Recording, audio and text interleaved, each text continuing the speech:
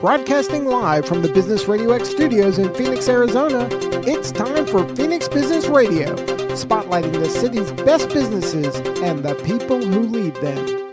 Hello and welcome to Phoenix Business Radio, broadcasting live from the Max 6 Entrepreneurial Center right here in Tempe, Arizona, where we help build businesses and connect you with the right people. And we are definitely with the right two people today. As we introduce you to the Village of the Valley team, we have Carla Eunice, who is the Transformational Coach. Welcome. Thank you. Thanks for making time for us today. And Brandi Powell, founder and CEO. Welcome. Thank you for having us. Absolutely. I am very excited to extend our conversation after we had a preliminary phone meet and greet, I guess. And we have Bob Faby to thank for that introduction. Yeah, love Bob Faby. Likewise. Doing good dignity work. Doing such good dignity work. And I have his book. He was kind enough to send me his book. I think you were expecting one shortly after we talked. Yeah. Do you have it Got yet? Mine. Good. Yep. And it's on my nightstand. There's 2 books ahead of it. So Bob, shout out. It's gonna get read, and That's I'm right. super excited. That's right. Yes. So good. And how do you and Bob know each other? I can't remember. I was working at a church that Bob was a priest at, and so we got to know each other there. So good. Yeah. I'm happy to hear that. Yeah, good people. And he's been sending us some really incredible professionals and people who likewise are doing great work in the world. And you two are no different. So I would love for both of you or one of you to talk a little bit about what is Village of the Valley and who do you serve? And then we'll dive deeper. Well, Village of the Valley is a 501c3 nonprofit in Phoenix. And what we offer is a free 12-month program to any woman who has experienced any type of abuse. And what we do is provide them with access to a transformational coach that they spend 6 months with, working hard every week to get some mastery over their goals, those personal growth goals that they want to work on. And then we also give them access to support groups and workshops, all in an effort to create real change and transformation for them. A free year-long program. Yeah. How does that happen? Miracles. Yeah. It's really extraordinary. We have a wonderful volunteer team that actually make it happen. And then we have some coaches who are kind enough to contract with us that will discount their fees. So we utilize that. And we also try to do a ton of fundraising for our work. We're a small nonprofit, so that's a bit of a challenge, but we keep learning and growing and really developing a good strategic plan for that. Excellent. I want to hear how and why you founded this organization. But before I do, I want to hear from Carla. You are a transformational coach. I am. You're like, yes, I am. And how did you find out about Brandi and the organization? Can you tell us a little bit about how you landed here? I can. So I actually have a mutual friend that I met Brandi through. Long story, but quickly, obviously, recovering from my own trauma, went through counseling and other support groups and stuff, and met Brandi that way. Then heard that she was starting up Village of the Valley and thought that looks like a good next step for me in my healing. So my first interaction with Village of the Valley was actually as a client. And then I went on for life coaching, going to school for the life coaching. And that's how I got involved with Village of the Valley. So good. And I love that you said, obviously, I had my own trauma, I probably paraphrased. That's obvious to you and I because we do this work. It's not always obvious to everybody. And I've always said, I would never hire a coach or a guide or a mentor who hasn't done the work themselves. And there are a lot of people out there who may be good at what they do. And yet, if they haven't done the deep work that we've done and that we're talking about, I'm not sure that they would be the right person for me. So thank you for leading with that. You're welcome. I didn't mean to, but. Yeah, love it. How about you, Brandi? Why this Village of the Valley? Well, I'm a survivor of domestic violence and sexual assault. And it took me quite a bit of time before I realized that I needed to do a lot of healing work after going through those experiences. I mean, it wasn't until I had my first child, I think she was 2, and I really just hit a wall and I could not emotionally really pull myself out of it. I ended up spending some time in a mental health facility. I had to do a ton of counseling, get meds, the whole thing to just reset life, to be able to really just re-enter it. And then once I did and I was stable, I was able to find some other support groups and organizations that were helping women heal.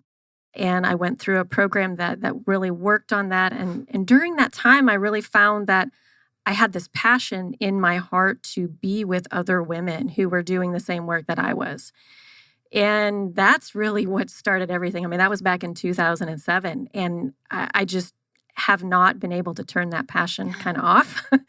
10 years into that healing journey, I realized I needed to start my own. I needed to take everything that I had learned and was continuing to learn and be able to offer it to other women. Now, I know that we cover a gap in services because there's services that help women that are in crisis. We don't do that. We help women who, once they're stable, are ready to do that hard work and heavy lifting of healing. We also don't limit the women that we offer our program to. So whether she's in Scottsdale or she's on the West Side, we help any woman who needs it, no matter what their status is economically. And that makes us a little bit different because we aren't really limiting who will help. It just really, as you were saying a moment ago about having to do your own work first, it's extremely true. You do. You can't take anybody where you haven't gone. With all of our coaches, it's the same kind of an idea. We've all done our healing work to be able to go through our training program that we have at Votive, but then to also go on and then do their own coaching certification. I would also say that I don't think the work is ever done. Would you Agreed. agree? That is a true statement. Oh my gosh. I as much work as I've done to eliminate triggers and get the shock out of my body and heal my past and what to figure out how this all functions here and all the way down to my toes, there are still things that show up for me. And at first glance, it's like, what? How dare you? Or how dare this? Or why me? And then because I can use my skill set, I can look and go, oh, it's another lesson. Yeah, I call it a whack-a-mole. You remember that game, that whack-a-mole? It's like as soon as you get one mole down, something pops up somewhere else. It's what it feels like sometimes. Yes. Yeah. There's another saying, too, another growth opportunity with the F word in front of it, but we won't mention that one. I like whack-a-mole much better. So can you tell us a little bit about what it's been like for you to help usher these women through their healing journey? You don't have to mention names, of course, but if there's anybody that comes to mind, give us an idea of how you know that you've made a difference in their lives. What shows up for you? You can just see it in their faces. You can see it the way they carry themselves, their self-esteem. It's really interesting watching from like day one with a client to, graduation day and seeing just all kinds of changes. Like I said, with their self-esteem, with their ability to make decisions and ability to see their self-worth, to set boundaries, all of these things. You can literally see them through their walk and watch the transition from day one till day graduation. And given that you've had your own journey and actually came through as a client, I think that might have been the word that you used. What is that like for you personally and professionally to know now that you're giving back?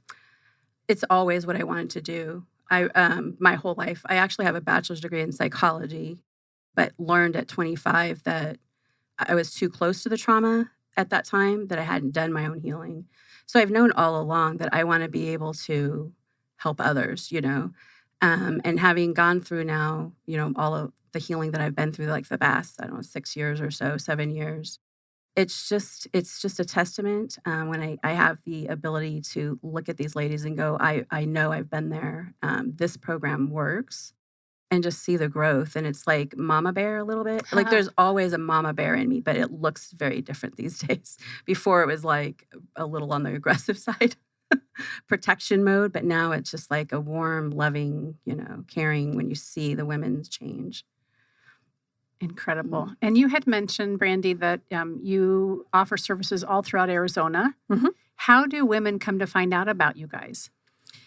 That was always my concern when I started this. I thought, we've developed this really awesome program, but how do we get the word out? And it's been super organic and really grassroots. One woman tells another woman who tells another woman. We have lots of women who refer their family members and, of course, friends. People find us on social media. I think it's just they notice in each other a difference. And they ask, what's happening? What are you doing? Yeah. So we get a lot of phone calls like that. And you totally helped my friend, and I want that too. It's really neat. That's more proof, right, that our program works. It's, to me, one of the highest levels of a compliment, of a referral, when it's my cousin that I've referred, or a best friend, or somebody really important to a person. So the word just spreads like wildfire. How many coaches do you have right now? Is there a handful? We have 3 coaches. Yeah. Carla is one, I am one, and then we have another coach who started with us at the very beginning, who helped establish the program. I remember you mentioning that. Yeah, and her name's Debbie Burson, and same kind of a thing, really worked hard on her own trauma and healing work, and now is able to give back to the women also. And tell us a little bit more about the roles that the volunteers play then. For me, it's always been really, really important that I know it's kind of counterintuitive to business, right? You're supposed to go and find influence and affluence, right, to have on your governing board and to really build your business. But I'm just not that person. So I really thought it would be great if we could have the women who graduated the program, who really felt change, to come on back and give that hand to the next woman. So they do that in a bunch of different ways. They can become a governing board member, which at this point, all of our governing board members are women who've graduated and have come back and serve in that capacity.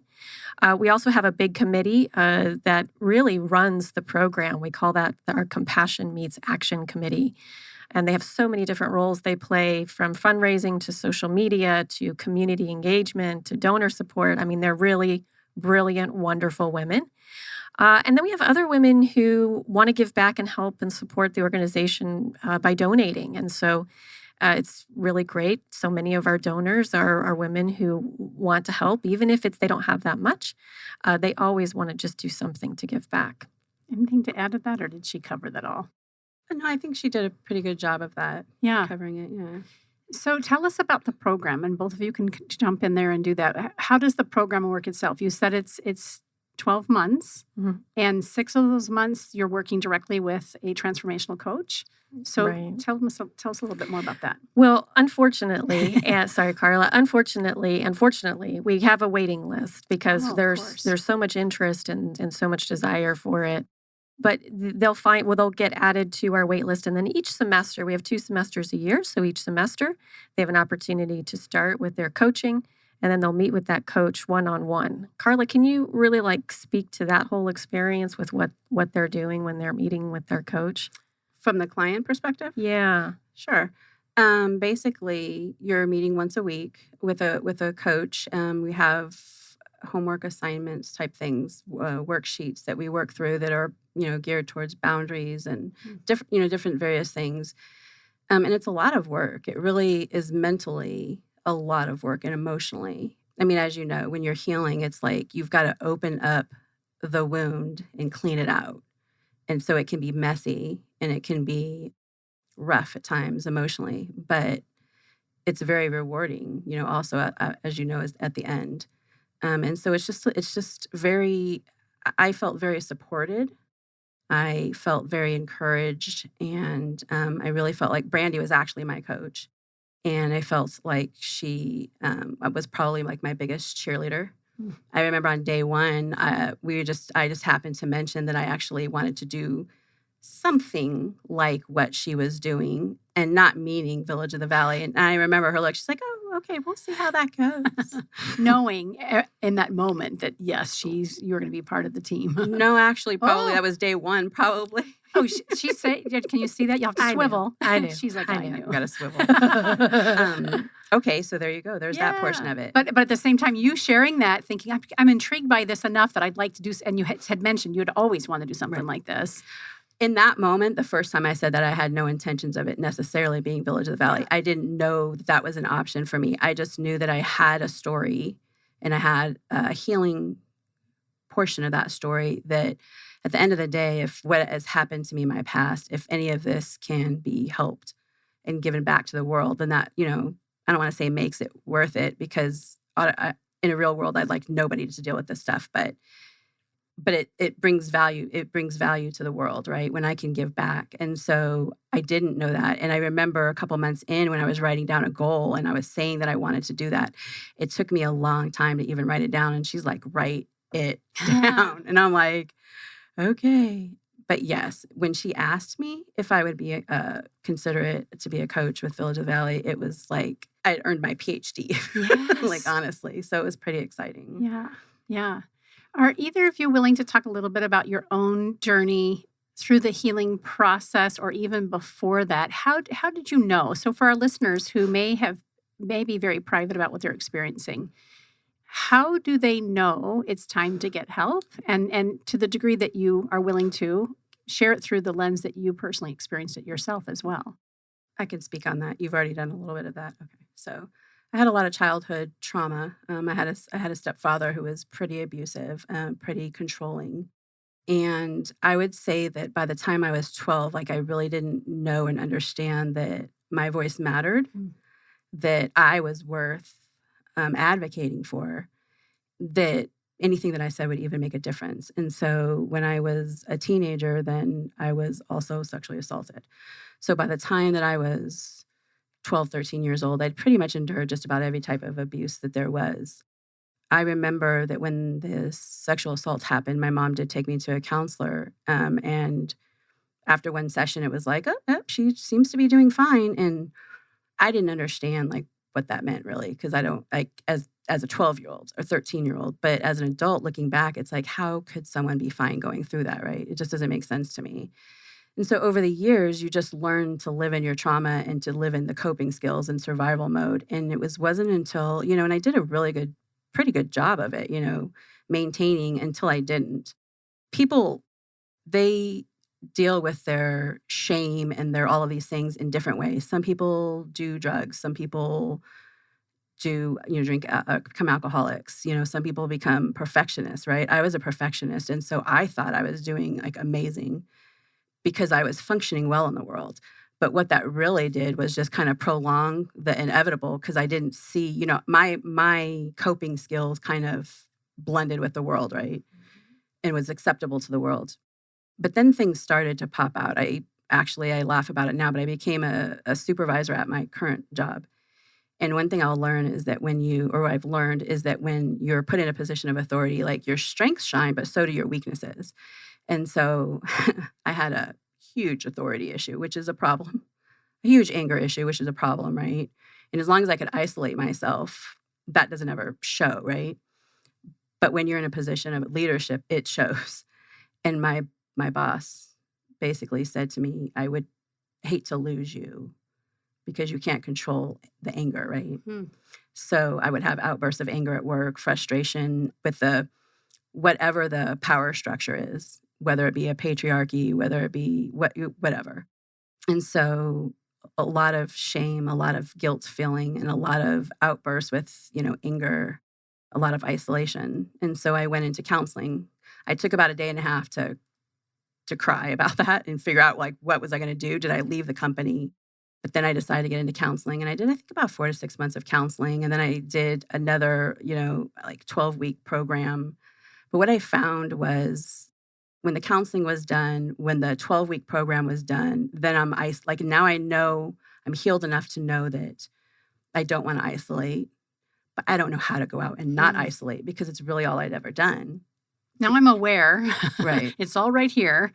I don't know what to do with it. Right, exactly. And so now what? And so then that was the thing that was missing for me with Village of the Valley that I loved so much and why I'm so passionate about it now is, we're not just the year services. There's services afterwards for a nominal fee, but there's we have community as well. We do community events.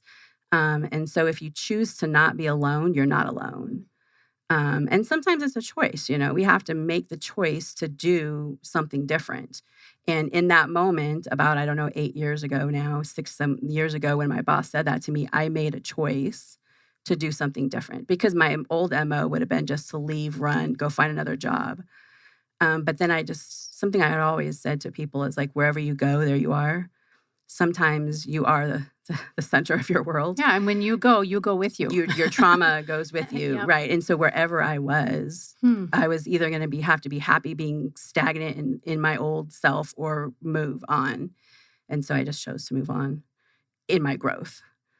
Still at the same company, but so yeah. Thank you. That beautiful story. And I appreciate you just vulnerably sharing and so candidly sharing. Thank you. Yeah.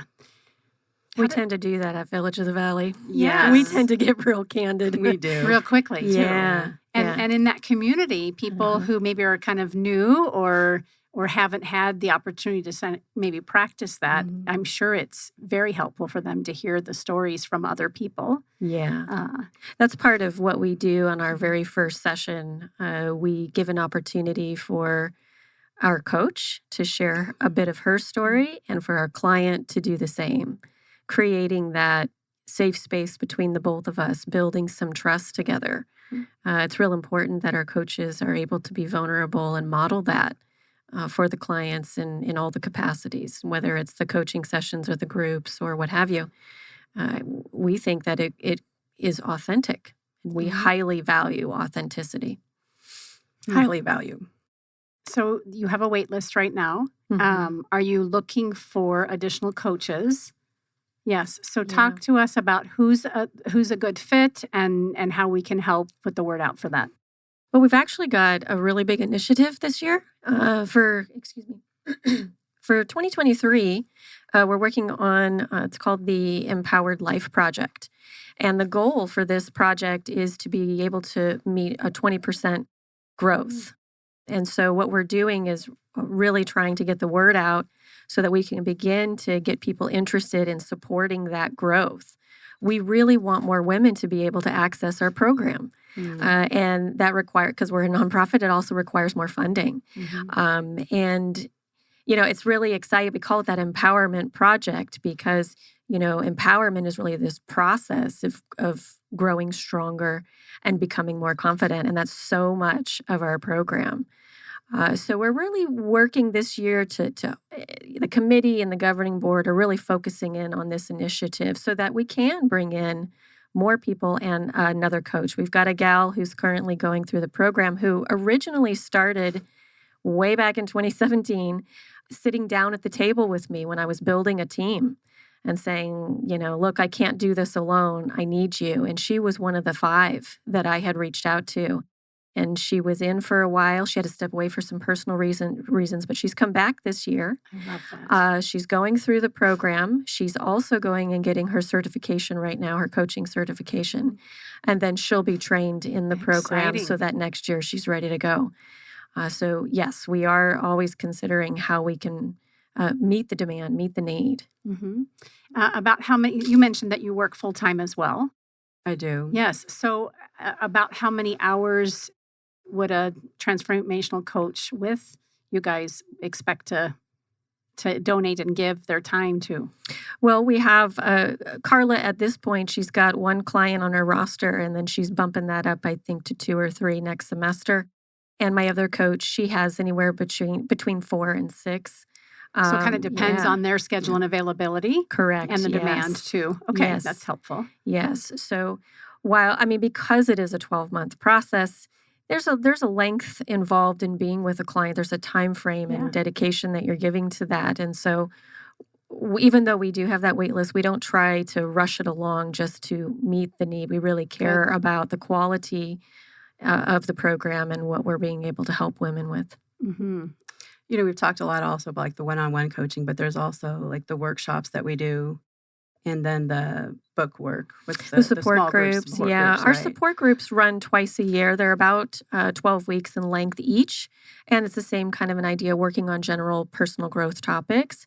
And then we also offer these workshops 3 times a year that are 5 sessions in length. And, this is where that whole community piece comes in. And you can build some relationship, not only, practice your vulnerability, but really build relationship too. It's a real important piece. And to me, you're right, they don't get talked about enough, but they're really, really important for a well-rounded program. In addition to the initiative that you just spoke to, what else is on the horizon for you guys? Any other big...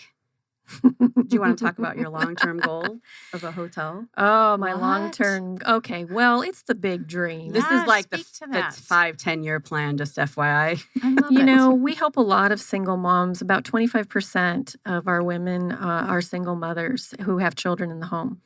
And I don't know if you know this, but we've got a terrible housing crisis going on right now. And rent is insane. And these women who work full-time jobs, often go to school full-time as well and have full-time children, are really, really suffering. And I mean, we're talking a thin wall between them and homelessness. It's a serious problem, and it keeps me up at night, legitimately. So, my deep desire is to be able to find an apartment complex or some duplexes or something where we can create a whole hub for completely secure, stable housing where their rent isn't going to be high and they aren't going to be kicked out because the rent's going up every year. And we can also offer our services out of there. I know that's a very lofty dream, but I'm dreaming big, very man. realistic. But what did your lofty dream get us? That's true. Our lofty dream got us here. So we'll just keep dreaming big, I suppose. Look at the coach and the coach. She's so good. She's good. I love it. So how can business owners and executive leaders who are watching or listening, how can they get involved? Where is the need and what does that look like? Well, it's really advantageous for business owners to get involved with a nonprofit because it shows that they actually care about the community. And when clients or customers see that, they take notice and they will choose a business that is doing that kind of work. So we really love to have business partners in the community come forward and either create fundraisers for Votive or figure out a creative way that they can come alongside and help maybe even fund one of the big projects we've got going on. We have a wonderful organization for like the past 3 years, Booth Build Patio, who's come alongside Votive and just been so wonderful at helping us and supporting us annually. And it's partners like that, those small local companies that really, really want to give back and invest in the community. And Votive is one of the ways they do that. So we would love for business owners to reach out and see how we can partner together with them to get the word out about their desire to pour back into the people of Arizona. And you've used the word Votive a couple times. That's the acronym for Village of the Valley. It is. It's so funny because when I read it, I was reading it VOTV, but I love that it's Votive. Yeah, and Votive actually means a sacred vow. And that just fits right up our wishy-squishy kind of work we do. Yeah, and very practical work too, right? Yes. Yeah. Wow. I'm blown away with your dedication, your commitment, and your willingness to use your story to help other people, right? I always say that, when people say, oh, you're so strong or whatever, I'm like, I can't imagine not taking my trials and tribulations and using them as a force for good. Yes. And yet many of the people don't have that planted on their heart yet. And they've lost hope. And so you guys are obviously a beacon of hope. How do people get started with the program? You mentioned you're on social media. So where are you on social? We are all over. We're on LinkedIn. We're on TikTok, Instagram, Facebook, Pinterest, you name it. You can find us. You can also email us at information@villageofthevalley.org, or you can find us on our website, villageofthevalley.org. There's a contact form on there that you can reach out and even schedule a consultation with a coach. That's the first step. Yeah, and I think Carla had said it earlier. It's that willingness to say, I'm ready. I don't know what that help looks like. I'm paraphrasing again, but yeah, for sure. So there comes a point in time for us, everybody has a situation, everybody has a story. Those that say they don't have a story need to dig a little deeper, I think. But everybody has a story, and there comes a point in time, it's logically speaking, I can say that what happens in our past is it affects our future. It creates anxiety. It creates all kinds of things. And there just comes a point in time where we have to say, I didn't do this. I didn't break this, but it's my responsibility to fix it. And yeah, that's I hope that every person in this world can get to that point where they just realize that it's time to fix what happened, because it just robs you of your joy and of your peace and your creativity. One of the biggest things that I learned during my time with Brandi as a client was that we could work on one thing, boundaries or whatever, but perfectionism. But I used to say I didn't have a creative bone in my body.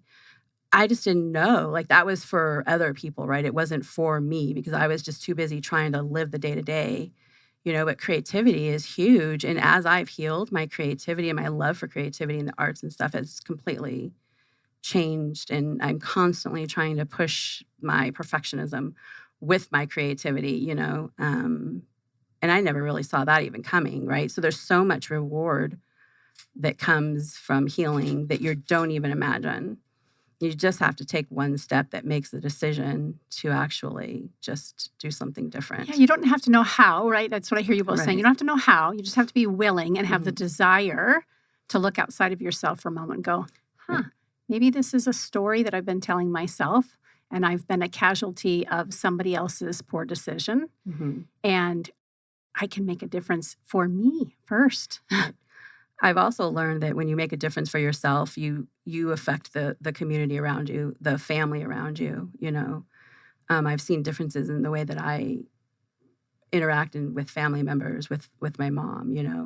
The things that she says too are different than she used to say. And I think that it's because I've emulated like advocating for myself that I've, since now learning and hearing her advocate for herself. And she's like, I think going to be 75 this year.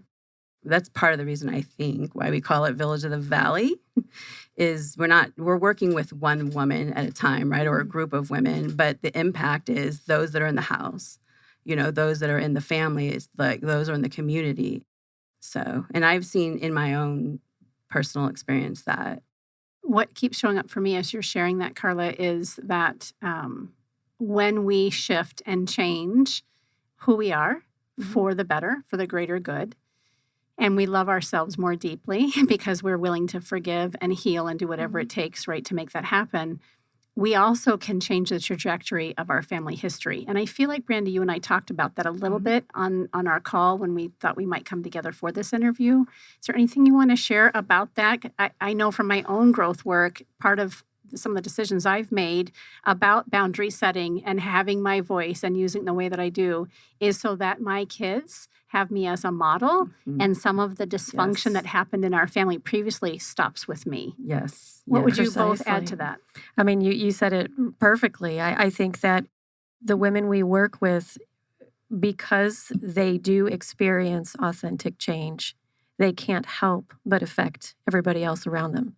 And it is immediate in their family. I mean, there's times that in coaching sessions, moms begin to turn the light on and say, oh my gosh, I'm doing this to my own kids now. Oh gosh, yes, Right? I remember that. Remember that? I know, me too. It still pops up sometimes. Yeah. And, there's no shame in that. We're acknowledging what's going on so that we can make a shift. And then to hear the stories when they come back and they have made change. It starts, like as Carla said, with one, but the women don't keep it to themselves. It just keeps growing further and further out. And that's proof in the referrals that we get, but also the stories the women come back with, what they're doing to make change for everybody. I use some of the stuff I learned at work too. Oh, I'm sure. So it definitely is very impactful on the whole community. And I would just like to say that we're women that work with women, but the impact is much larger than just women in this community. It's just the community as a whole. Yeah. So TikTok, LinkedIn, is it Village of the Valley spelled out for some of those social media handles? Okay, very good. Absolutely. Yeah. Yeah, and we love to have anybody reach out, even if they're just curious about the program. We always start, like I said, with a consultation, but often it's just getting to really understand what it is we offer. Sometimes, it's a new thing, so you're not really clear on it. And it's not counseling. It is coaching. And we love when women come and they've done some counseling and they want to try coaching.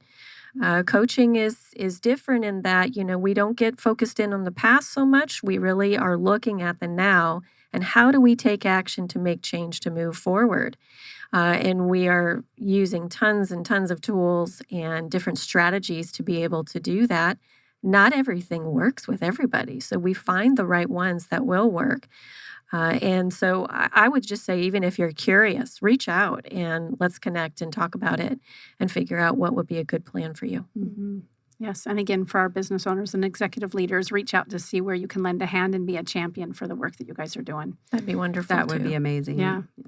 Good. So good to be with both of you. You as Thank you. well. In Thank person and you. for the first time. Yes. Thank you for inviting Thank us. you. Absolutely. You've been listening to Phoenix Business Radio, broadcasting live from the Max 6 Entrepreneur Work Center. Some media leans left, some lean right, and we lean the village. Thanks for listening. Thank you.